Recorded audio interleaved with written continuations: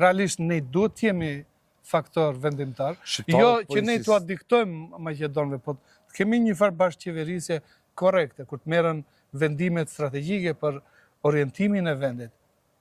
Si duket, slavët kanë arritur që të krijojnë një sistem përmes korrupsionit, shantazhit, presioneve, të krijojnë një elitë politike e cila u shërben interesave të maqedonasve. Nuk përfaqëson interesat e shqiptarëve.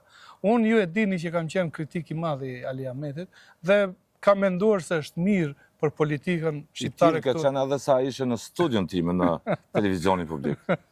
Dhe për një çështje që tek menaxhimi si duhet, interesit të shqiptarëve. Ka pasur probleme edhe atëherë, dhe pikërisht kanë qenë ato kritika. Po nuk kam besuar se elita e re, elita, nëse mund ta quajmë elitë, që do e trashëgoj Ali Ahmetin, që janë tash në qeveri vleni, do janë kaq dop dhe kaq vazal ndaj Mickoskit.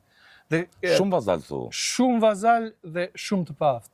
Njerëz pa ide. Ata thonë të kundërtën Selmani. Unë kuptoj që e thonë të kundërtën, për realitetin unë e shoh, unë jam gazetar valla. Unë shoh që kumtesat e tyre u shkruan VMR-ja. Unë shoh narracion. Kumtesat e Vlenit i shkruan PR-i VMR-s. Është e mundur, shikoni ju wordingin që përdori.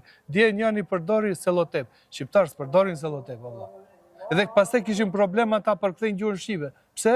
Se ai që e ka shkruar kumtesën e ka shkruar maqedonisht, se ka shkruar shqip. Do thotë kanë shkuar deri në atë nivel që të servilozën ndaj Mickoskit degraduar thu.